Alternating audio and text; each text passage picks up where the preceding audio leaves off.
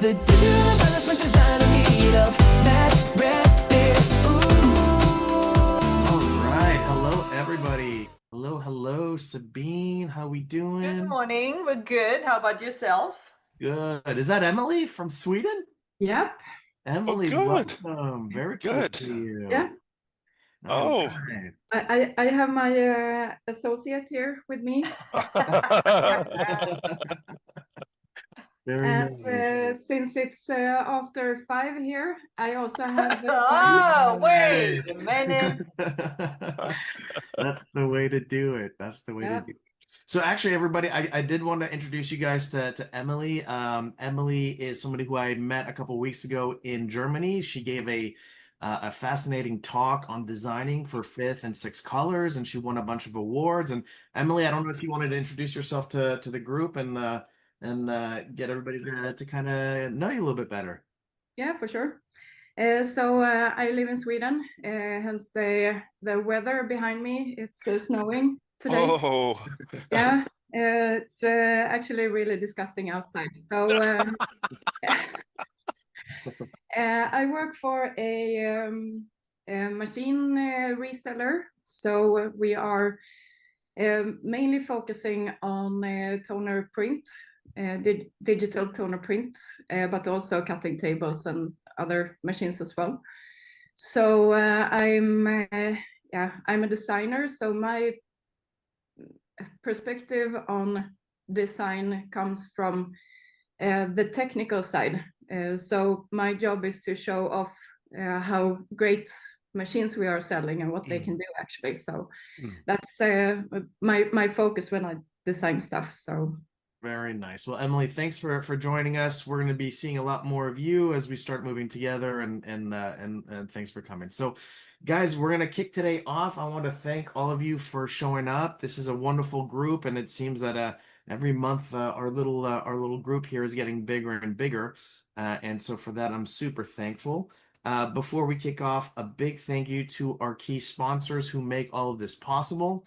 So big thank you to MGI Digital Technology. They make machines on the inkjet embellishment side. A big thank you to Paper Specs and Sabine and everything she does for the community around design and understanding what is possible. And a big thank you to the Digital Embellishment Alliance, which is Jeff Peterson's group under the FSCA. So with all that being said, guys, Matt, I'm going to hand it off to you, buddy. We're talking about, I guess, foiling in love is the theme here around Valentine's Day. So take it away, buddy. It's all yours.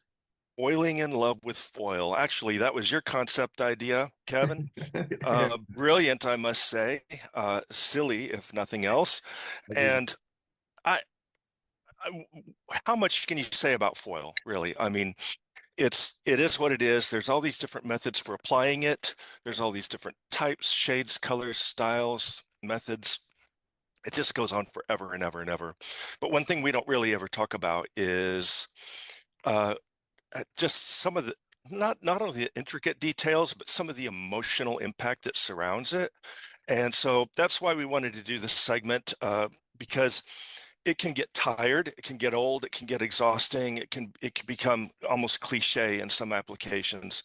And that's what we need to move away from as far as designers, and to move our mindset more towards being curious with the foil, the application of foil again. So without further ado, can everybody see my screen with my start picture here? Yeah, you We're look ripped, buddy. mesmerized by you floating about. Yes. Yes. Thanks, Kevin, for always making me look better than I actually do. So I don't know about you guys, but this isn't me. I mean, it is me, but I'm very far from being angelic in any way, shape, or form. So I would like to present to you my take on what I'm about, and this is pretty much me in Whoa! reality. Oh wow, that's pretty So cool. this is the real me. A dark But secret. anyway, Nice. yeah, the dark side, and it kind of goes with the Friday. Today is Friday the 13th, by the way.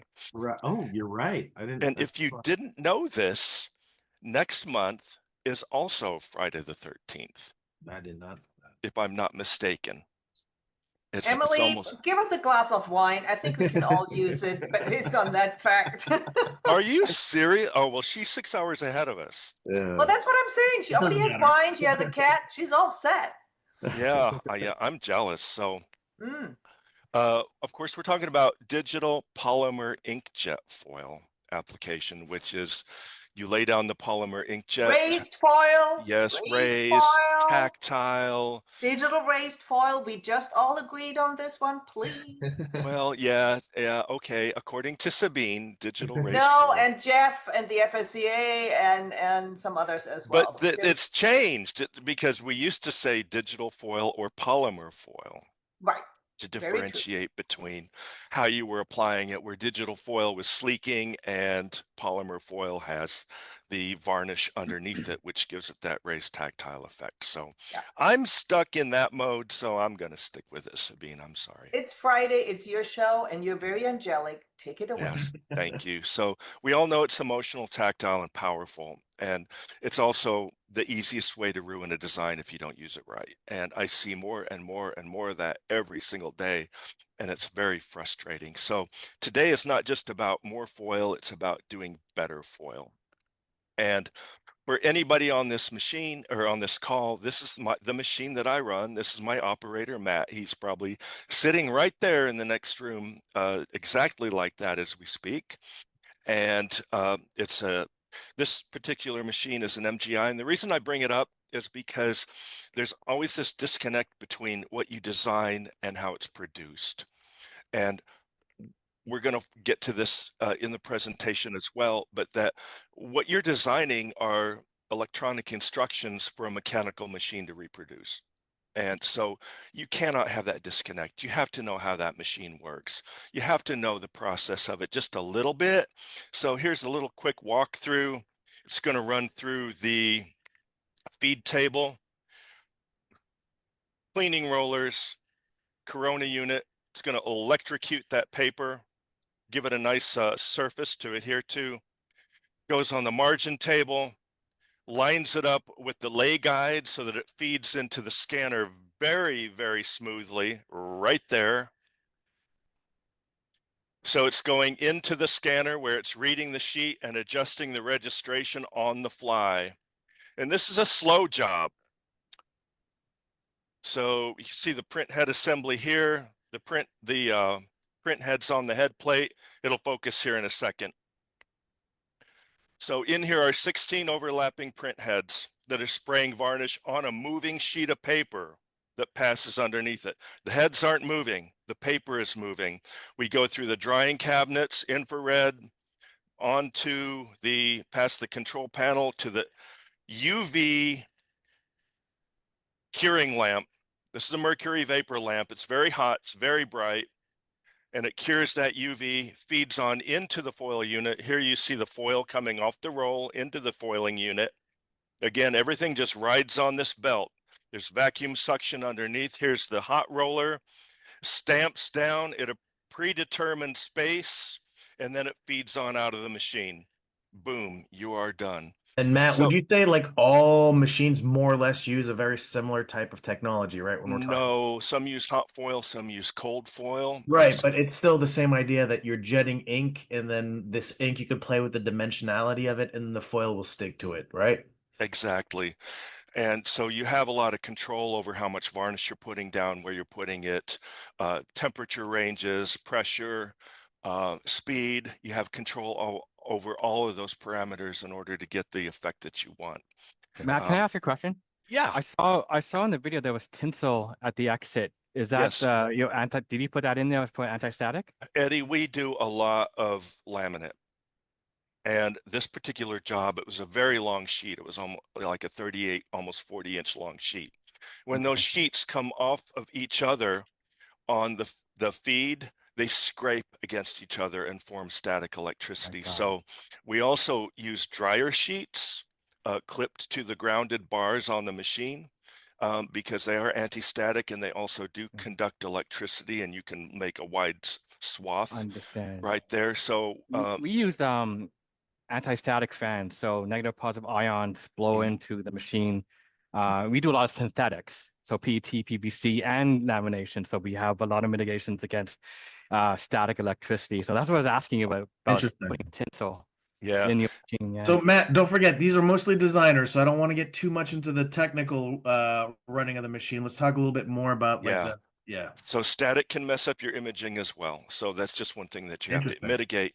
So for anybody on this call, for anybody that's designed specifically for one of these machines, when have you run a job that you've designed something that looks great on screen, and then just when it comes off the press, you're like, oh, Yeah, I'm pretty sure a lot of that's happened. Yeah. yeah, it And we does actually have a happen. question for you from Adrian. Adrian, how are you?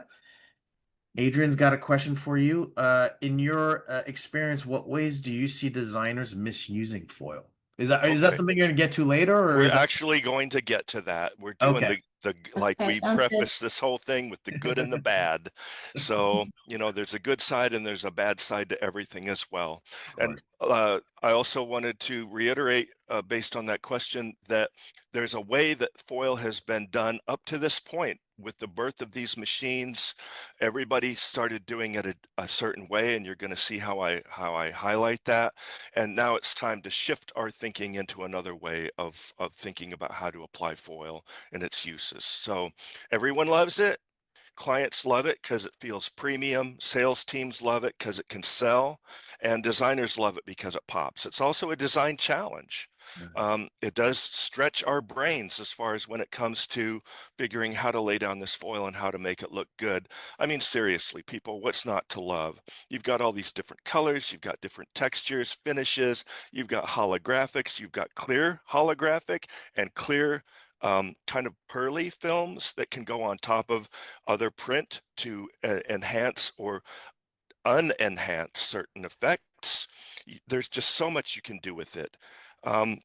So everyone loves it. Yeah, that's true, but until they don't. And so it's just treated like a material, like something to use. And I'd rather wish that we could all start moving towards thinking about it as an effect, because it gets overused. It's always underplanned.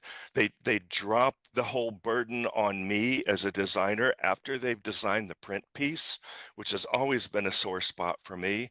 And it's always designed to look good on screen or in your mind and not on the press. So Matt, just to clarify there, because I know you've said this a bunch, and I know a lot of, I think printers would kind of complain of the same thing, is that typically people will design the print piece and then afterwards say, hey, where could we put foil to make it look nice, instead of building that foil in from the very beginning. Is that kind of what you're talking about? Yeah, that's the change in mindset that I've been referring to, where and usually in the case that you just described, they'll just put foil everywhere. Yeah. And that's just not the way to go. So it's just that shift in your thinking that's like, hey, it's a design decision with consequences. Matt, can I ask a question? Yeah. Yeah, this is Karel here from the Netherlands. I have a question about the previous slide. You say it can look good on screen or in your mind, but are there actually any good renderers to visualize the effect on screen? There are some, and we're working on one with Taktiful. Of course, Taktiful is a sponsor of actually the presenter of this webinar, basically. And we're working on software called Reactor, and it's just past beta. It's still kind of in beta, but mostly out of beta. And it's called Reactor. And you basically prepare your file, upload it, you load it, it floats in a room, you move it around with your mouse, you move it forward, you move it back, you move it towards the light side, the dark side, to see how it reflects. And there's others on the market as well. So if you want to look into any of those possibilities, then you can pre-visualize what you're designing before it actually goes to press, and potentially. Actually, you know what? I'm gonna be generous. I'm gonna give every designer on this call a free trial for 14 days to play with it. So I'll put that in the link in a little bit. So if you guys want to play with it, it's SaaS. There's nothing to download. Just play with it. Enjoy embellishments. It's a lot of fun. So I'll go ahead and do that. Great. Thanks for the answers. Yeah. Thanks for the question. So it's a design decision with consequences, and for me, it's primal. So scan the QR here if you wish. It takes you to an article that our very own here, Kevin, has written. It's called The Primal Brain, Why Embellishments Mesmerize Us. So it's going back to some of the very, I don't know, id level, and then moving on up through the ego and super ego levels as far as how touch is irresistible to us, and how it affects our basically dopamine levels. Well, it's really funny because, I did a lot of research in this. Like, it comes from our DNA. Like, as cave people, like, we would see something sparkly, that would either mean there was water, so a water source, so it like Mhm. triggers something in our brain, or it's like fish, like they have these iridescent scales. So typically, when you saw reflections, we're wired to see it as a resource.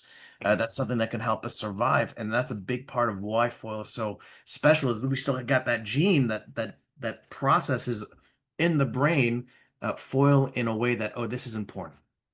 Yeah. So what's changed, obviously, then and now? We put foil on everything. Big logos, full coverage, lots of shine. Put foil everywhere. You're paying for it, so I may as well just slap it down. But now it's moving towards this whole new trend of subtlety, intentional placement, texture, and as an accent. So here again, we're talking about that mind shift as well to move forward from how we've always been doing it. Um, Again, another truth, when everything shines, nothing shines. And I see that a lot. Just let's put varnish and foil everywhere. We're going to put it on foil board. And then actually, I suffer from photophobia, and I cannot handle physically and emotionally and mentally, cannot handle super bright uh, imaging. If it's too bright, I literally cannot look at it. It hurts my brain. So I'm very sensitive to that. But it still adds value in moderation, of course. And it works best when you create contrast with it, or use a layout that is creating the contrast for the layout. It highlights hierarchy. In other words, it's what you see first, what you see next, what you see after that. And you can interrupt that hierarchy if you're a clever designer and use it in ways that people don't expect. And you can create this kind of a mind warp effect as far as when people view a page. It does reward your touch. You get that little dopamine hit, and it also supports brand tone. When we talk about creating contrast, there's different ways. Either it's the shine of the foil itself against a neutral background. If you're dealing with similar color values, and what I mean is, like, if you're putting gold foil on red, this is the same color value. When you take that scene and convert it all to grayscale, it's all the same shade of gray. Rather than having any contrast. So you can put in drop shadows. That's one of my favorite things. You can put an outline on it. You can create a larger spread out pad of print underneath it that's of a solid color. Anything to create that kind of contrast. But generally, if you're using like a silver foil or a shiny foil, it'll create the contrast for you. I think that's pretty cool. I don't know if many designers ever thought of using drop shadows on foil. Yeah. Yeah, and you have to use like a really fuzzy drop shadow. So technically, to make that work so you don't have a hard edge to line the foil up to, it has to be fuzzy in all directions, and it has to overlap like a trap. Gotcha. So everyone's seen this hierarchy thing. You will read this first, and then you'll read this line next, and then you'll probably read this next before that. Right. You can use this as your hierarchy and foil what's obviously next in line in the hierarchy, or you can interrupt it with foil because your eye is usually drawn to the foil first. So if you're clever and you need to interrupt that hierarchy, that's the way to do it. Place it in something that you will not normally read first. It does reward touch, just that feeling. This is like soft touch with some solid varnish inside the word drip, and just that pinstripe of foil that's a red outline on the words. It's not hard to read. It doesn't make it any less readable, but because it's not a solid foil covering the whole word custom and the whole word packaging and the whole word solutions, which people tend to do. It has more of what we call here at Elite Print Finishing touch factor. There's more to touch. There's more space between things for your fingers to run over it. And you're like, oh, that feels good. It's like an AMSR effect. It still adds real value. Of course, we know that. And particularly in high value use cases, small typographic moments. What does that mean? We'll get to it. Line work and patterns, controlled highlights, and tactile storytelling that's not just about the shine. So let's get into this small typographic moments thing. I've really been working with this a lot. It's using sparse foil to elevate a specific intentional piece of typography, but not the whole headline. So it feels like a curious discovery instead of a broad declaration. So that looks like dangerous. Like, what would you recommend from a minimum font standpoint for everybody here when they're designing for foil? Depends on the thickness, the placement, whether it's a script, whether it's block, the type of foil you're using, the substrate that you're using, and the But machine that you're using. generally, are we like 8? Are we 6? Do you like, I mean, I say 9. I say 9. Yeah. Everybody pretty much, depending on like Harrison Bruno, MGI, whoever, they'll say 8, but to be safe, we're going to say 9. But here's a case where we used it. We printed barrel 4 years and put aged in gold. So and then you also mentioned something interesting, I think, here. You said it depends on the type of typography that you're using with or without serif. Can you just really quickly clarify what you meant by that for those of us who want to know? So it's kind of hard to nail down. And typically, if you're using serif or non-serif fonts, blocky fonts, whatever, you can pretty much go down in a pretty small font size, 8 or 9. But I would give it more kerning between the characters, give it more air, because varnish spreads. There's just no way around it. One of the most common things we have to do to any file when it hits that machine is go into the file and contract the pixels. It's like shave off a pixel or 2 or 3 off the edges of everything. And that pulls it in. That way, when it spreads, it's going to look like what the designer intended. If it's a scripty font with lots of swirls and loops and whatever, I would definitely keep that on a headline font size. I would not use that in anything smaller than probably, oh gosh, 18 points. Okay. And you're going to see here again in a little while, not specifically because of that, but because of something else, where we talk about converging lines where they come together, they form kind of a webbing effect, and then it just doesn't look attractive. So the small typographical moments, let's get into this. It's a single word within a headline, like you just saw, or micro details in letter forms, like just on the crossbar of an A, or a thin foil inline inside of a bold letter. Or you foil the drop cap at the start of a paragraph, or the outline of the drop cap at the start of a letter, at the start of a paragraph. If it's a large drop cap, it's a subtle foil outline instead of a fill, which I have a few examples here. So I like to think of it as like a highlight on jewelry rather than just dipping everything in chrome. But it doesn't have to be a headline, right? It can be the edition numbers. It can be the signature line. It can be the dates, like on an invitation, coordinates. What do I mean like that? That little almost hairlines that guide your eye throughout the layout. Those can be done in foil as well. Small call outs and brand taglines. I've used it a lot for brand taglines as well. So moving on, more small typographic moments. When it works when the surrounding area is matte, as you saw in the previous image on the whiskey box. Your spacing has to be generous. You can't crowd anything. Your foil has to have breathing room. And so there again, if everything shines, there's no moment. So it needs to be away from anything else that shines. Otherwise, you lose that hierarchy and your eye is not drawn to it. So ask yourself, if I remove this foil, does it still work? Yes or no? If it does, then you've done the right thing. Is it creating emphasis or replacing the hierarchy? Now, the clever thing is whether you want it to replace the hierarchy or not. And does the shine in feel intentional, or does it just feel like it's there to be there? So, in other words, does it say, we chose this carefully, or we just had foil available to stick here? I think I would rather send the message that we chose it carefully. Line work and patterns. We have the Pope Leo on the left. Of course, we don't want to put foil all over the Pope, but he is a holy figure, so let's give him a gold aura, just a thin line around him. What else are you going to do? Anything else would seem inappropriate. On the right, I apologize for the bad photo. It's a framed photo hanging on the wall. But there's virtually no foil on the subject. It's all in the border. It's all in the filigree work in these square patches.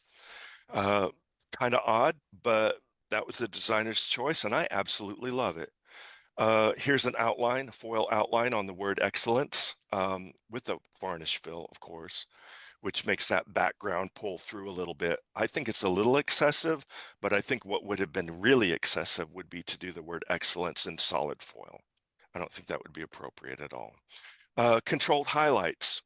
What we're seeing here is a sample is kind of the opposite, but I'm referring to a thin stroke or only on the top edges, or single contour line, etc. Here, I actually did the drop shadow on the EBB. The EBB logo in the center is foil. Rather than the logo itself, it's the drop shadow of the logo. Okay, so you're using the foil as the drop shadow in this case. Exactly, Interesting. exactly. So it's kind of the opposite of on the top edges or a single it's Right. kind of a single contour line. Yeah, and Matt, coming back to that, I might, something from a design standpoint that I get asked, and I'm sure you get asked too. If you go back to the photo of the package you just had, that people will ask, okay, how can I? Yeah, can I do that textured UV coating design in the foil all in one pass on the machine? And do I need can I put the foil in the textured coating on one layer of the design? I think that's a really good question. I'll let you answer because I know the answer, but I think designers don't, sometimes may not understand that. Yeah, well, how is this done in different, because as we know, the coating part is going to have to be done separately, in a separate pass will have to be used for the foil. Okay, so in this case, you see the varnish pattern on the outside in the neutral areas in the white space. It's kind of the hexagonal thing where it all kind of blends together. It's a seamless pattern. If you could put foil on that, Jeff, no doubt about it. But would it be too much? Yes, absolutely, without question. So it creates the texture there and the touch factor in different ways, but without adding the foil on top. That's the reason that's there. I think Jeff was going more from a production point of view. And Jeff, I'm trying to read between the lines here. You can't do this in one run. This is the first run, puts down the polymer where the foil goes, then you put it through only where the polymer is supposed to go. Yeah, and these are little. I think he's trying to make creators understand that this is not all done in one run. No, I mean, there are some machines up and coming that will do multiple passes now. And there are some on the market now that kind of do multiple passes. It's really not a multiple pass. The comes in, it gets the foil, and then it comes in, goes back around, and then comes back down again, and then it gets the varnish. So it is a multiple pass, but it does it in one. It can do it all in one cycle. Well, I know. Thank you. I think that's a big distinction. I think because when I first saw the multiple pass, I'm like, well, yeah, that makes perfect sense, but it is a cycle.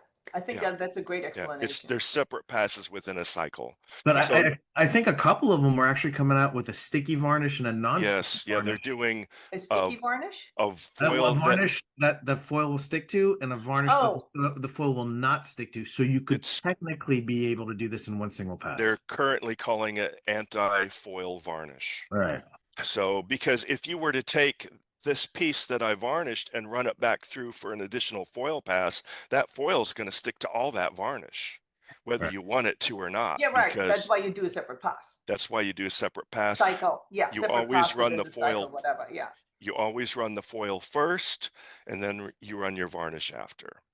Is Kevin, who is looking at coming out with that anti So I think varnish? one of our sponsors, MGI, has it on the machine gun they call the Web 400 for labels. Okay. And so it's just natural that, you know, if it works on the label press where you have two banks of heads, one doing anti-varnish, one anti-foil varnish, and one doing regular, I think that we're going to see that being applied to more of the other machines as well. And additional point here is that you can put varnish on foil, you can put foil on foil, and you can put foil on top of foil on top of foil, and you can Bro, that's exactly what I wanted to talk about. and you can You put took his thunder. you can put I a love it. clear holographic foil on top of a color or shade of another foil. Right. So I think those are huge hacks that a lot of people don't realize, that like the designers out there should know with this technology, that you're able to do things that you can't do in traditional foil. And notably, as Matt was saying, like foil on top of foil, changing the colors, changing the types of foils can do some phenomenal effects, especially if you do like a silver base and a silver holographic on the top. It almost will end up looking like the back of your Visa card, you know, the hologram with the eagle. So you could do the same thing with gold and gold holographic. There's a bunch of different ones around that that I think are really cool. And you can also lay down a solid foil coverage, not like solid big sheet, but like on a larger type or something. And on top of that, put a texture of foil. Right. So your possibilities have just been expanded, people. So when foil starts to feel tired, okay, here's some good examples of what we have laying around here. This poster of the Eagles is hanging on the wall, just a big blob of gold foil at the top. It looks nice, right? I mean, it looks good. It's done well. It has that raised effect. It's curious, but there's so much more that could have been done with that. So I consider that tired. And what's on the left too, I mean, I actually have some sitting here next to me. It's this little, card here, but it's just this solid foil headline, and it's just screaming, absolutely screaming. It's what the client wanted, that's what they got. So I don't know what to tell you beyond that. We do what they ask us to do. We can only recommend anything different. I think a texture or something different would have worked better. But again, if the foil is doing all the work, the design probably isn't. And that's a pretty good example of that. I like to refer to what I call the holy trinity of good foil design. Keep your contrast, beware of your coverage, and have restraint. So again, give that foil some room to breathe. Don't crowd everything. Allow your hierarchy to work. Smaller areas, and Kevin, I know you talked about people do research on this. The more foil you lay down, the cheaper it looks.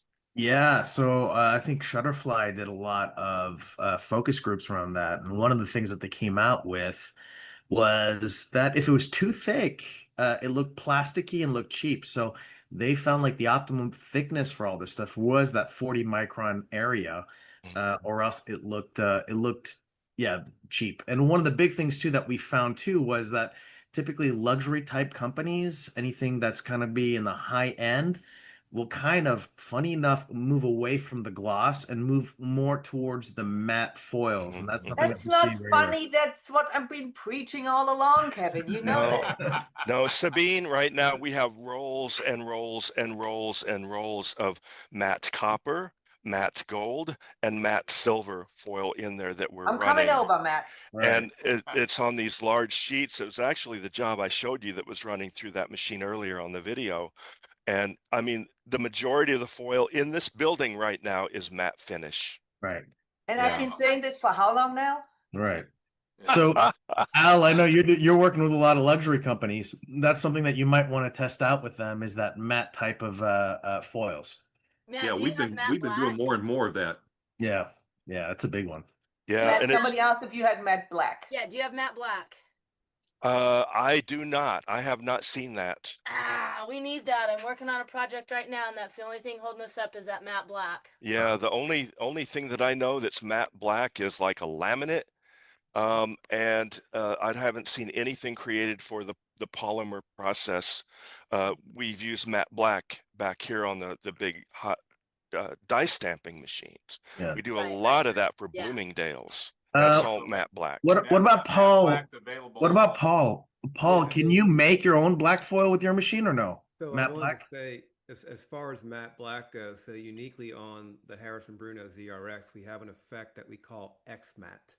And what we do with X-Matte is we can print a CMYK black, and then what would normally be a glossy varnish that goes on top of it, we add a matte aqueous coating on top of that, which mattes it out and does 100% create that matte black effect, either raised or flat, Right.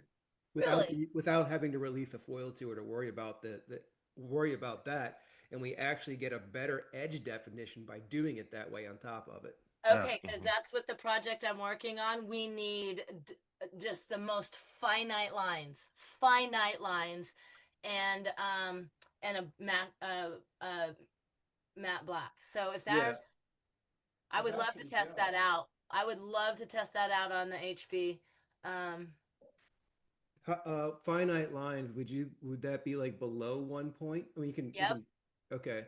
I've actually got somewhat of an example I can show after the presentation when the cameras are bigger, but yeah, we could absolutely do it. And I could recommend a printer that could do that for you as well. Fabulous. Awesome. Okay, so back to the whole thing. Again, foil as jewelry and not a chrome wrap. But then we wanted to talk about things why designs break in production.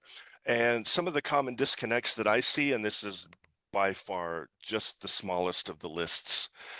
It's just what's top of mind right now. But this list goes on almost to an infinite degree. Things that break your project: ultra thin lines, reverse and tiny foil text. We talked about the 8 or 9 point limit, and a dense detail clusters. We'll get into that into a minute, which basically all of this is no allowance for spread, gain, or registration. And a lot of that could be substrate dependent, or just the fact that you're using inkjet varnish that's being sprayed onto a surface. So ultra thin lines, the customer supplied this to me. You can see the gold foil lines to the far left. I should have brought those more into the frame.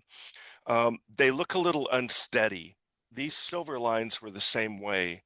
They were just so thin, and I can foil them, and I can foil them successfully, but they look unsteady. That's the only word I can describe for them. They just don't have that good, solid feel to them if your lines are too small, regardless of whether your machine can cover that or not. So I added, you can see on the left, it looks, the gold, it looks kind of broken and a little unsteady. And so the silver holographic ones there in the center around the plane, I added 4 pixels, 4 pixels to fatten those up. And then they got to that point where they looked solid and reliable. We don't want unsteady when we're talking about private jets. We want solid and reliable looking lines. The reverse and tiny foil text, this was a tough job. Anyone that has to run a reverse out job like this has got their work cut out for them. First of all, I had to reject the customer's artwork, redo it in Illustrator, and send it back to them for approval. Then once they approved it, it was sent back to me, and on the machine, I had to do further modifications to keep it from plugging and filling in, particularly in the centers of the snowflakes. So we wanted that effect, but you still get the little, you know, drops and streaks, and you can see it in the red foil, but solid coverage like that is just really, really hard to do. Matt, for a job like that, I'm interested. I mean, of course, I know you're at Elite and you have the ability to do the digital, of course, on the MGI. Yeah. And you have foils, you know, hot foil stamping capabilities. I'd almost would have looked at that job and said, you know what, that'd probably been better off being foil stamped.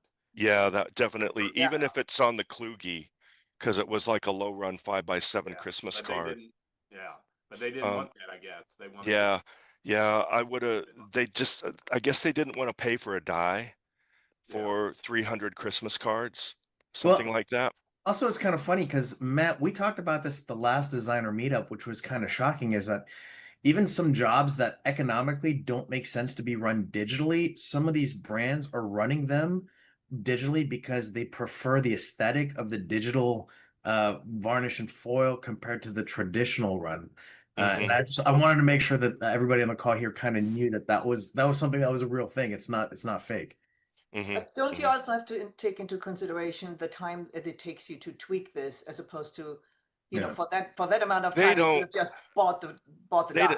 Sabine, they don't care about the hell that the operator has to go through. Nobody cares Nobody, about your feelings, Matt. That is nobody not has fair. ever Nobody cared cares. about what the operator has to do. The I care. operator of We every care, one, Matt. We the care about operator of every We one of care, these Matt. machines, the operator of every one of these machines is the unsung hero of every job that has ever been done. And Yeah. that's all I have to say about it. Dense detail clusters, these were converging lines. Look how they clumped together, top and bottom. It was, I mean, it looked great the first second it came off into the stacker, and then I picked it up and I'm like, oh, well, we knew this was going to happen, but we had to try it and prove to the customer that it wasn't going to work. So I created this for them instead. Where the lines don't meet, that's the cut line, that's the trim line between the separate cards, so that's not a mismatch or anything. But I replaced this clumpy looking stuff with these where they are still separate and do not converge.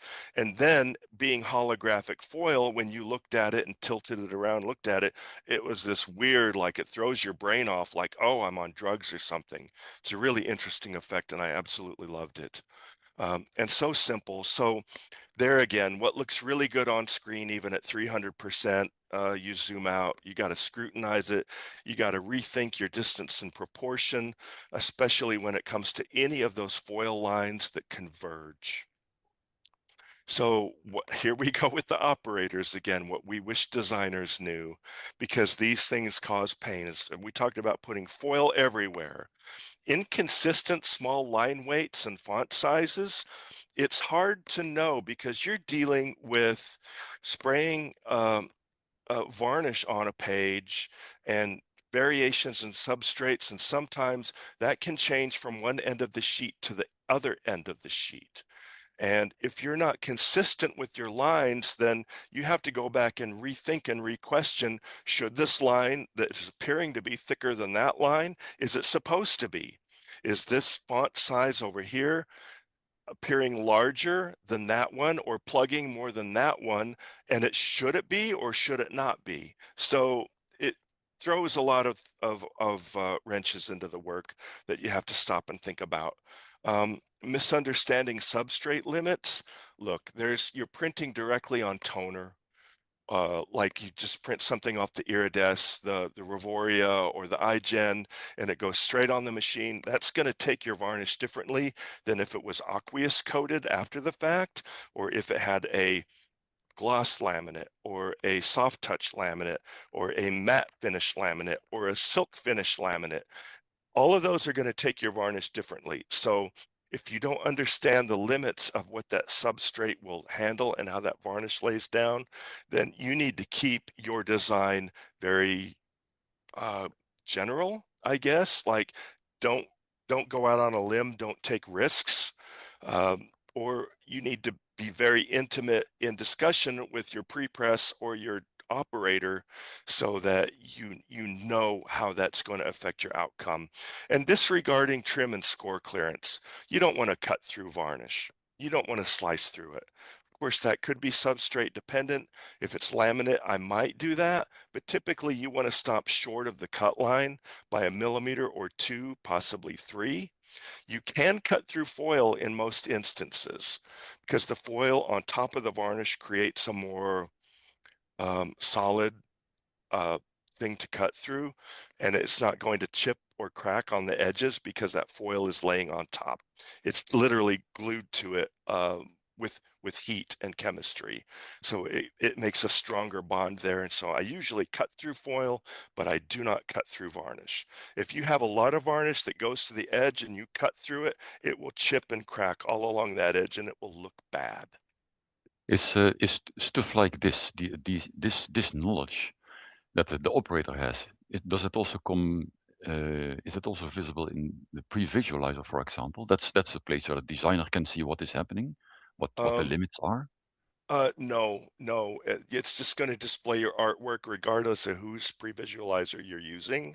So you do need to know the technical limits of the output of the device or the finishing limitations of your substrate so that you don't run into those kinds of issues. Yeah, you still have to talk to the operator. You still need to know quite a bit or know who to talk to in order to make sure that you're not making a mistake. 99 times out of 100, I will get these files and I'll go back to my CSR and I will have them inform the customer that they must agree to let us trim away from the cut and score lines or make adjustments to the layout beyond what they approved. Thanks. Yeah. Design with intention. Again, decide why is it foiled. Don't just put foil there. Why is it foiled? What's the reason? What's the benefit? How's it going to change or affect your hierarchy? And I prefer to design mask-like production tools with finesse, using the full advantage of the software, of the resolutions that I'm working with, knowing my output resolution and what resolution to build the file so that it's not upsampled. Like if I'm building a mask at 300 DPI, it's not gonna look as good because it has to be upsampled in the RIP to at least 360 depending on the machine, even more for a Scodex, even more for a Scandicore. So you need to build your files at the proper resolution and anticipate throwing away pixels rather than having your pixels upsampled. You want to, of course, we talked about building contrast into the layout and to test your restraint within your creative bounds. Again, you're just not designing a look, you're designing a process. We talked a little earlier about this.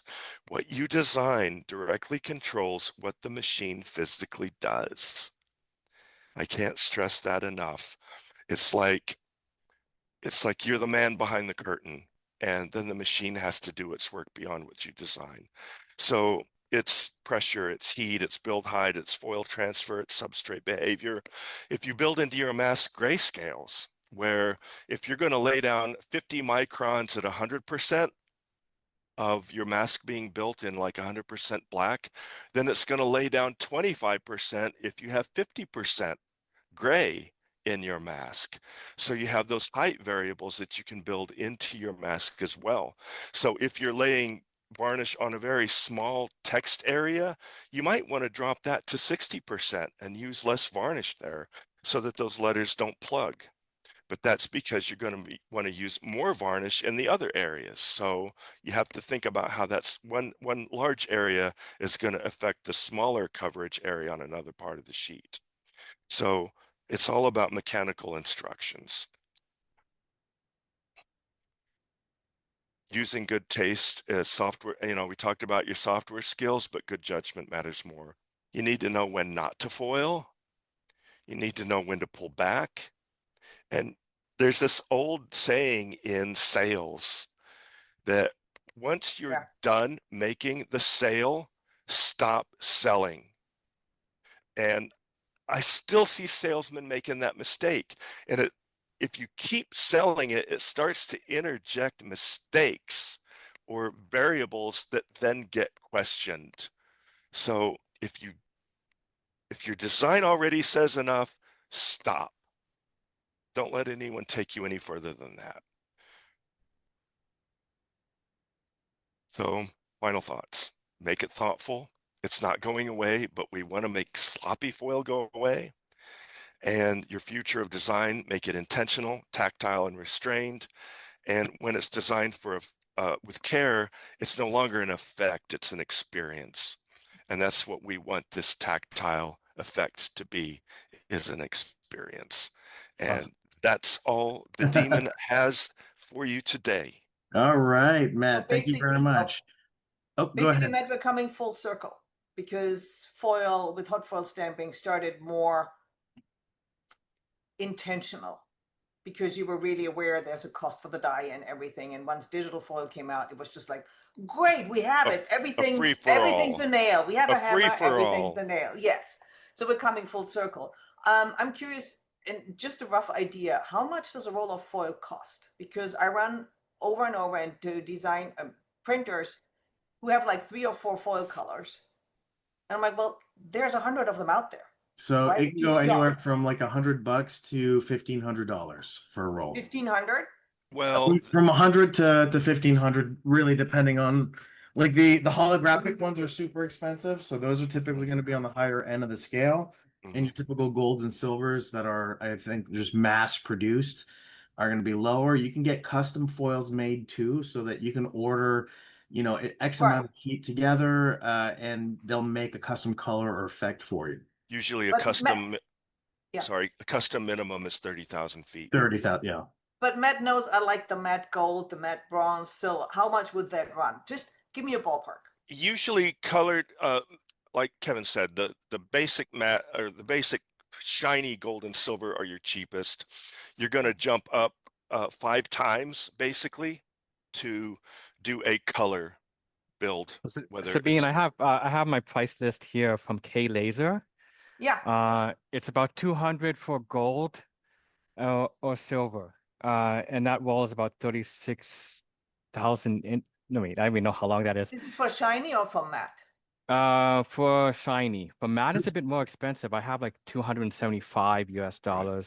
And for Yeah, but that's holographic, still, you know what I'm saying? For the class I get out of it, for the classiness, for the brand experience, it is not that much. It's still cheaper than a die. it's going to be more than double, I think. Still cheaper than a die. I love that, Sabine. That's exactly yeah, it. that's right.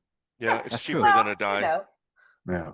Yeah, Okay, holographic usually, is like $800, by the way, just so you know. Yeah. So it's like 4 times as much Yeah. as gold. So Eddie's running like a 12.5 inch length roll. Am I No, correct? sorry, the rolls are 24-inch, but we actually cut it. I have a Okay. slitter and cut it, yeah. Okay. Ooh, Is that 1,000 feet, Edgar, you're looking at? Is it 24 by 1,000 feet? I converted it. I have 362,000 inches, whatever that is. Yeah, that's 500 meters. 360,000.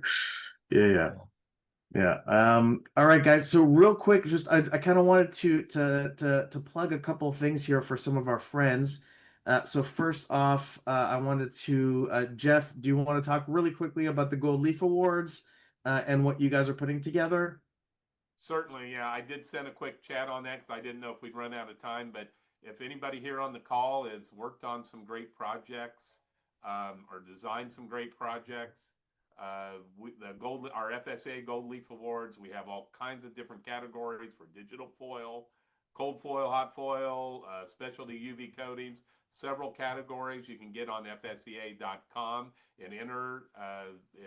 You can enter all the way through pretty much March in the next month or so. So if you're interested in that and you've worked on some great projects, please, you can get on there and enter. It's not expensive. It's inexpensive to enter any pieces. So thank you, Thanks, Jeff, Jeff. for letting me talk about that. All right. Is that open for Canada as well, or is that just US? Global. Oh, yes. It's global. Cool. Eddie, I expect to see some of your stuff there. Yeah. We have a lot of students that we were talking about putting them into these contests, so maybe that might be a consideration. Yeah. Right. And then Sabine, do you want to talk? Do you have anything coming up that you wanted to tell the group about? We have an unboxed event coming up on April 9th. Registration for that will open just a few weeks beforehand.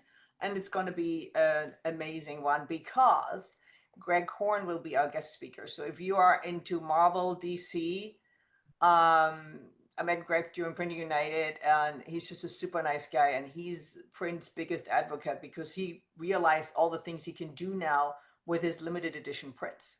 Right. And that's foil, raised UV, you name it. So it's going to be a lot of fun. Very and cool. there's going to be a special something in the box from him. So that's all. Great. So if you want to go ahead and put that in, if there's any link to that or to register for the the unboxing. It's please? not open yet, but yeah, follow us on Instagram, LinkedIn. Okay.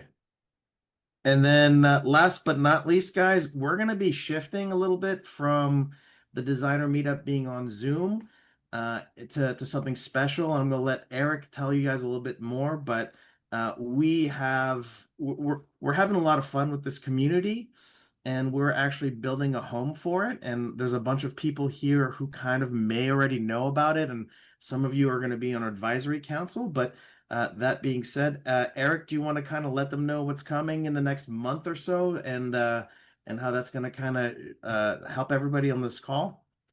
It's called the Taktisphere.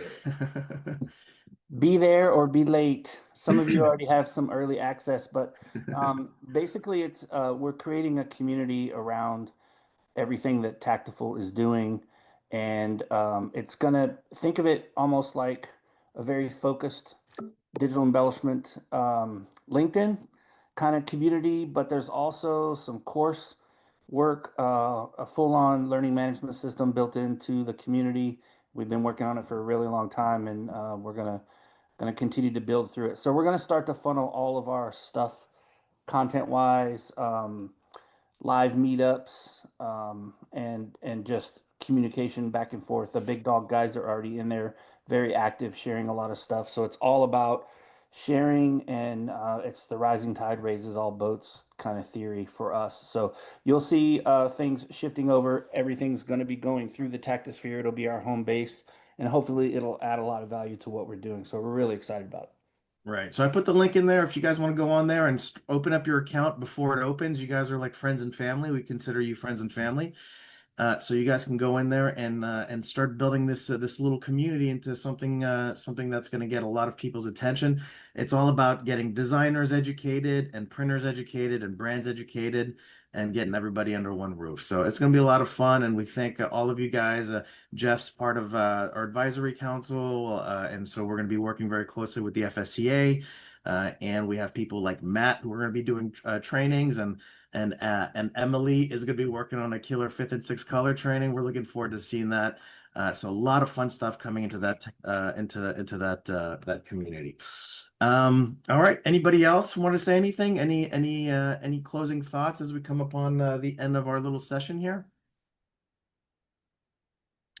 Wow, that is the first time that has been that quiet. No, I think we're all really. digesting Matt's wealth of information. I really appreciate it, Matt. I mean, you put a lot of work, and we finally let you go first, which is a good move. We've been missing out. Yeah, I know. So thank you for sharing all your insights and testing so we don't have to. Right. So guys, we're going to be posting this recording into the Taktisphere. So if you guys want to replay or share with anybody, please feel free to go in there. It should be up this afternoon with a little kind of a recap of everything that Matt went through. Thanks a lot. Chris, stay tuned. We'll have opportunity for people to cop swag here very soon. Oh man, I'll get you covered, Chris. Thanks everybody. Have an awesome rest of the day, and thanks guys. see you guys next month. Take care, guys. See Bye, ya. Emily, enjoy Bye. the wine. I'm so jealous. It's not wine time here. Oh, you're a bourbon person. Don't even try. Cheers, I wouldn't guys. use it. See y'all. It's the digital embellishment designer meetup. Matt Redbear.